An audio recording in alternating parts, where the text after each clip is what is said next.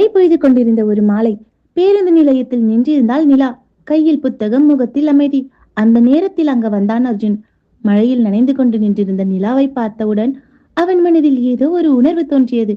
High K care family, அழகான எமோஷனலால ஒரு காதல் கதையை கேட்க போறோம். மிஸ் பண்ணாம கேளுங்க. பேருந்து வர தாமதமாக இருந்ததால் இருவரும் பேசத் தொடங்கினர். சிறிய அறிமுகம், பின்னர் நட்பு. நாட்கள் நகர்ந்தன. தினமும் காலை ஒரு காலை வணக்கம், இரவு ஒரு நல்ல இரவு என செய்தி இல்லாமல் இருவருக்கும் நாள் முழுமையடைவதே கிடையாது. நிலா எளிமையான குடும்பத்தை சேர்ந்தவள். அர்ஜுன் ஒரு நடுத்தர குடும்பத்தை சேர்ந்தவன். இருவருக்கும் கனவுகள் பெரியவை. அர்ஜுன் ஒரு நல்ல வேலைக்கு சென்று நிலாவை திருமணம் செய்து கொள்ள வேண்டும் என முடிவு செய்தான்.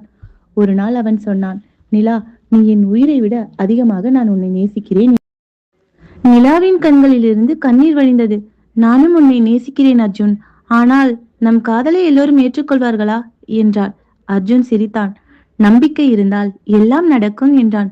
அவர்கள் எதிர்காலத்தை பற்றி கனவு கண்டனர். ஒரு சிறிய வீடு, அழகான தோட்டம், நிறைய புத்தகங்கள், அன்பு நிறைந்த வாழ்க்கை என. சில மாதங்களில் அர்ஜுனுக்கு வெளிநாட்டில் வேலை கிடைத்தது. பிரிவை இருவரும் விரும்பவில்லை. ஆனால் எதிர்காலத்திற்காக அந்த முடிவை ஏற்றுக்கொண்டார்கள்.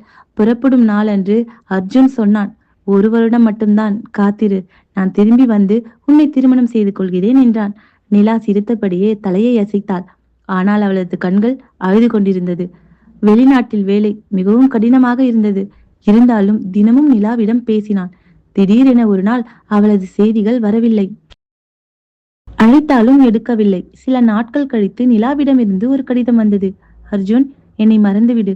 உனக்கு நான் பொருத்தமானவள் இல்லை. இனி என்னை தேடாதே என்று. அந்த வார்த்தைகள் அர்ஜுனனின் இதயத்தை நொறுக்கியது. கோபம், வேதனை, குழப்பம் எல்லாம் அவனை சூழ்ந்தது. ஒரு வருடம் முடிந்ததும் இந்தியா திரும்பினான். ஆனால் நிலா இருந்த வீடு பூட்டப்பட்டிருந்தது. அக்கம் பக்கத்தினரிடம் கேட்டான். அவர்கள் மெதுவாக சொன்னார்கள், உனக்கு தெரியாதா, நிலாவுக்கு இரத்த புற்றுநோய் இருந்தது. சிகிச்சை பலனளிக்கவில்லை. உன் வாழ்க்கை நன்றாக இருக்க வேண்டும் என்பதற்காக உன்னை விட்டு விலகினாள் என்றார்கள்.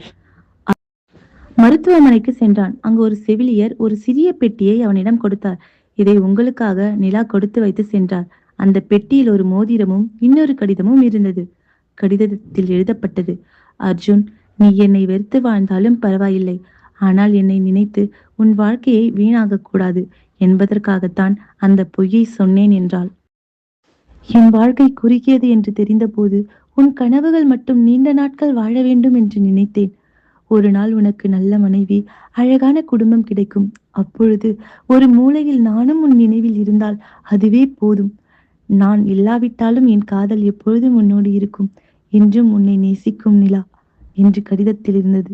கடிதத்தின் மீது விழுந்த அர்ஜுனனின் கண்ணீர் மையை கரைத்தது. அவன் மோதிரத்தை நெஞ்சில் அணைத்துக் கொண்டு மெதுவாக சொன்னான், நீ என்னை விட்டு போகவில்லை நிலா, என் நெஞ்சுக்குள் வாழ்ந்து கொண்டிருக்கிறாய் என்று. பல ஆண்டுகள் கடந்தன. அர்ஜுன் திருமணம் செய்யவில்லை. ஆனால் நிலாவின் பெயரில் ஏழை குழந்தைகளுக்காக ஒரு அறக்கட்டளையை தொடங்கினான். ஒவ்வொரு ஆண்டும் அவளது பிறந்த நாளில் மரக்கன்றுகள் நட்டான். அவனிடம் யாராவது கேட்டால், உன் வாழ்க்கையில் யாராவது காதலித்தாயா என்று அவன் வானத்தை பார்த்து சிரித்தபடி சொல்வான். ஆம், என் வாழ்க்கையை முழுமையாக மாற்றிய ஒருவரை காதலித்தேன். அவள் இன்று கண்களுக்கு தெரியவில்லை. ஆனால் ஒவ்வொரு இதய துடிப்பிலும் வாழ்ந்து கொண்டிருக்கிறாள் என்று.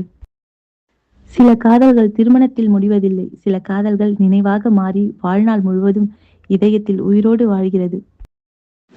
இந்த லவ் ஸ்டோரி உங்களுக்கு பிடிச்சிருந்ததுன்னா மறக்காம நம்ம சேனலுக்கு சப்ஸ்கிரைப் பண்ணுங்க, லைக் பண்ணுங்க, கமெண்ட் பண்ணுங்க. இது மாதிரி ஸ்டோரி வேணும்னு சொன்னா உங்க சப்போர்ட் எனக்கு கொடுங்க. Thank you so much. அடுத்த வீடியோல பார்க்கலாம். டாடா, பபாய்.